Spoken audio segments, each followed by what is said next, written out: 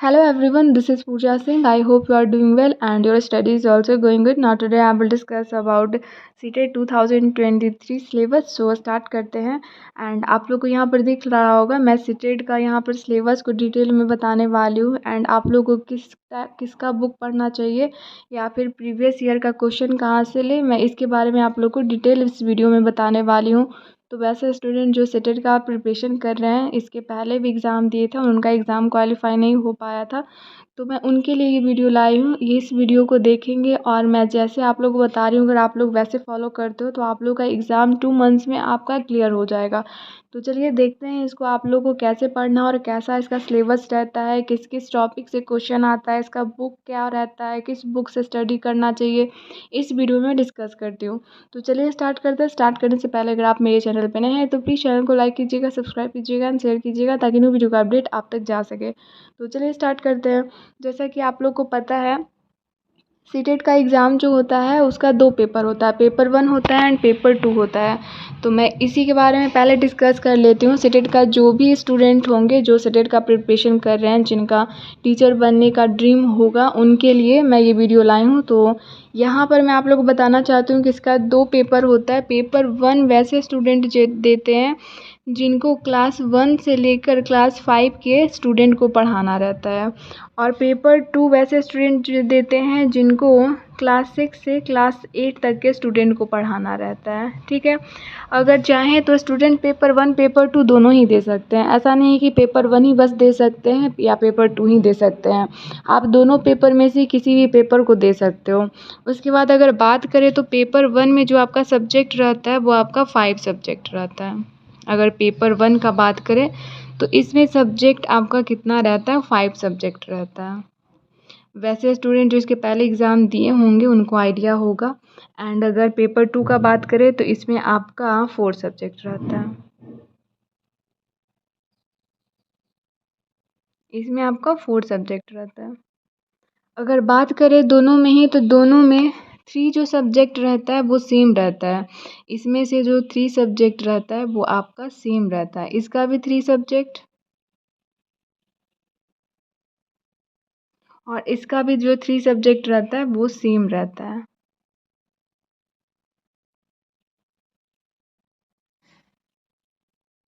Same रहता है. मतलब अगर यहाँ पर बात करें तो पेपर 1 वैसे स्टूडेंट जो देते हैं जो क्लास 1 से 5 तक के बच्चों को पढ़ाना चाहते हो. पेपर 2 वैसे स्टूडेंट देते हैं जो 6 से 8 तक के स्टूडेंट को पढ़ाना चाहते हैं. और ये ज़रूरी नहीं है कि पेपर 1 बस वही स्टूडेंट दे सकते हैं जो क्लास 1 से 5 तक के स्टूडेंट को पढ़ाना चाहते हैं. वो पेपर 2 भी दे सकते हैं, पेपर 1 भी दे सकते हैं. बट ये ज़रूरी रहता है कि किसी 1 पेपर में क्वालिफ़ाई करना ज़रूरी रहता है. और यहाँ पर पेपर 1 में देखिए 5 सब्जेक्ट होता है एंड पेपर 2 में देखिए 4 सब्जेक्ट होता है. और दोनों ही पेपर में अगर बात करें तो दोनों ही पेपर का 3 सब्जेक्ट जो रहता है वो कॉमन रहता है. मतलब 3 सब्जेक्ट सेम रहता है. वैसे स्टूडेंट जो दोनों ही पेपर का प्रिपरेशन कर रहे हैं उनको 3 सब्जेक्ट उनको सेम देखने के लिए मिलता होगा. या फिर आप प्रीवियस ईयर का पेपर देखिएगा तो आप लोग को समझ में आ जाएगा कि इसका 3 जो सब्जेक्ट रहता है पेपर 1 पेपर 2 का सेम रहता है. ठीक है. यहाँ तक आप लोग को क्लियर होगा. अब यहाँ से इसका सिलेबस का बात करते हैं. ये आपका पेपर 1 का सिलेबस है. अगर पेपर 1 का बात करें तो पेपर 1 में आपका देख सकते हैं आपका टोटल कितने मार्क्स का रहता है. आपका टोटल 150 मार्क्स का रहता है एंड टोटल क्वेश्चन कितना रहता है तो 150 रहता है. आप लोग को टोटल टाइमिंग कितना दिया जाता है, 2 and 30 मिनट्स दिया जाता है. उसके बाद पेपर 1 है. पेपर 1 में कितना सब्जेक्ट रहता है, 5 सब्जेक्ट रहता है. तो यहाँ पर आप लोग का 5 सब्जेक्ट दिया गया है. यहाँ पर इंग्लिश लैंग्वेज को शो कराया गया है. वैसे स्टूडेंट जो हिंदी लेना चाहते हैं वो हिंदी ले सकते हैं. ऐसे तो वैसे स्टूडेंट जिनको इंग्लिश टफ़ लगता है मैं उनको ये एडवाइस करूँगी कि वो हिंदी ले लेंगे, क्योंकि यहाँ पर लैंग्वेज 1 जो रहता है वो लैंग्वेज 2 के कंपेयर में थोड़ा टफ़ रहता है. और जिनको इंग्लिश अच्छे से समझ में आता है, बोलने आता है, उनके लिए सही है. बट अगर जिनको इंग्लिश नहीं आता है उनको मैं यही एडवाइस करूँगी कि वो जा कर हिंदी को ले लें. उसके बाद अगर यहाँ पर बात करें तो आप लोग देख सकते हो चाइल्ड डेवलपमेंट से आप लोग का क्वेश्चन जो है वो 30 रहता है और 30 मार्क्स का रहता है. मतलब ईच क्वेश्चन कितने मार्क्स का रहता है, 1 मार्क्स का रहता है. अगर मैथमेटिक्स का बात करें तो 30 क्वेश्चन रहता है और 30 मार्क्स का रहता है। सारा ही क्वेश्चन यहाँ पर कितने मार्क्स है, 1 मार्क्स का है। उसके बाद इन्वायरमेंटल स्टडी का अगर बात करें तो यहाँ पर 30 क्वेश्चन रहता है 30 मार्क्स का। उसके बाद लैंग्वेज 1 भी 30 मार्क्स का रहता है 30 क्वेश्चन।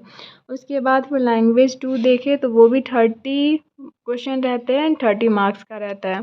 उसके बाद ये सभी को अगर ऐड करेंगे तो सारा का सारा अगर ऐड करते हैं तो कितना टोटल क्वेश्चन हो जाएगा, 150 हो जाएगा। और मार्क्स कितना हो जाएगा, तो 150 ही हो जाएगा। क्यों? क्योंकि ईच क्वेश्चन 1 मार्क्स का होता है, इसलिए टोटल जितना क्वेश्चन रहेगा उतना ही आपका टोटल मार्क्स भी रहेगा। उसके बाद यहाँ पर टाइमिंग देख लिए, कितना टाइमिंग यहाँ देता है, तो 2 आवर 30 मिनट्स देता है इस पेपर को ख़त्म करने के लिए। इससे ज़्यादा आप लोग को टाइमिंग नहीं मिलता है। अगर यहाँ पर बात करें मैथमेटिक्स से, तो मैथमेटिक्स से 30 क्वेश्चन रहता है। यहाँ पर अगर आप मैथमेटिक्स का अगर प्रिपरेशन करना चाहते हो तो आप लोग एनसीईआरटी के बुक से पढ़ सकते हो, नहीं तो फिर आप लोग यूट्यूब से भी देख सकते हो, जहाँ पर आप लोगों को अच्छे से क्वेश्चन कराया जाता हो।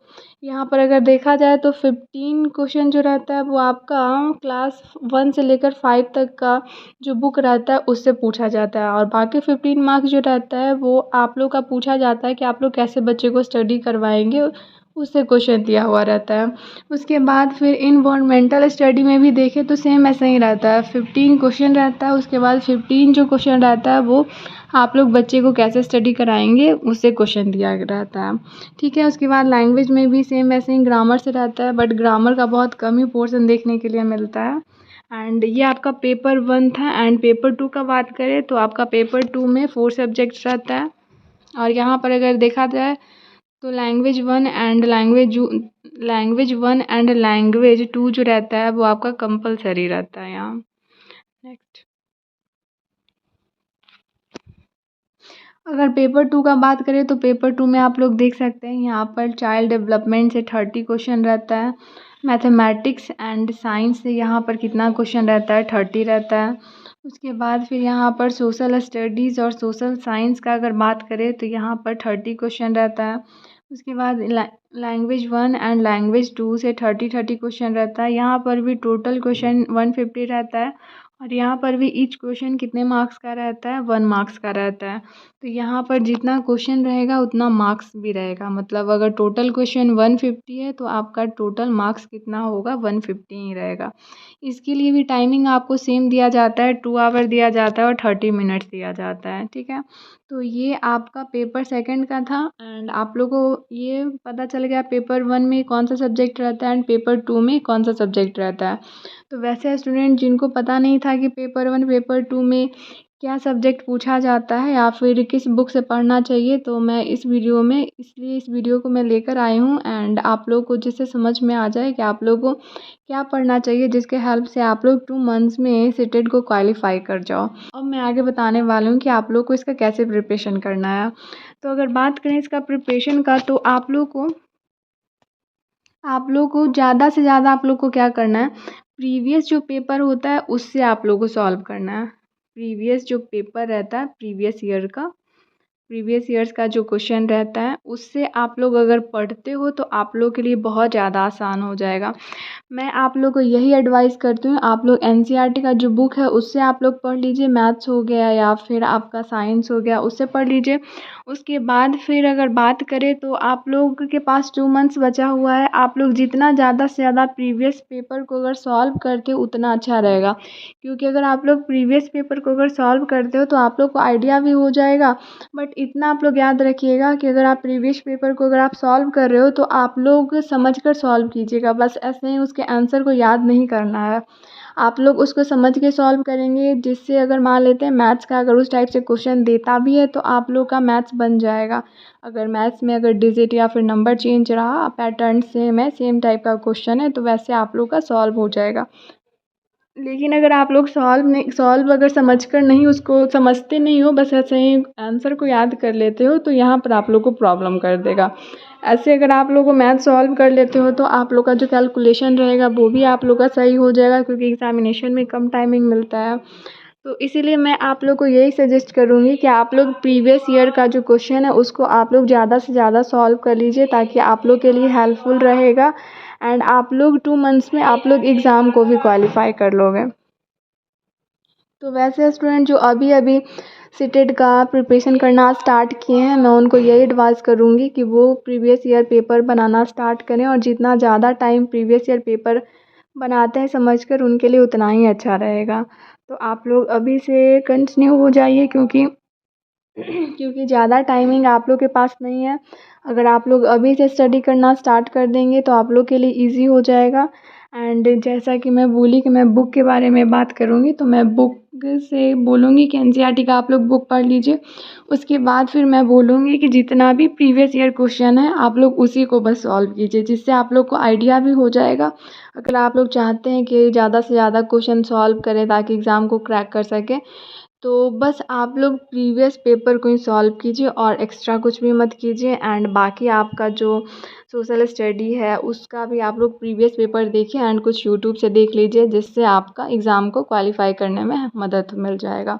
आई होप आप लोग को समझ में आ गया है कि आप लोग को क्या करना है। एंड आप लोग के पास 2 मंथ्स का टाइमिंग है, तो आप लोग प्रीवियस पेपर को कंटिन्यू रखिए एंड एनसीईआरटी का जो बुक है उससे स्टडी करना स्टार्ट कर दीजिए।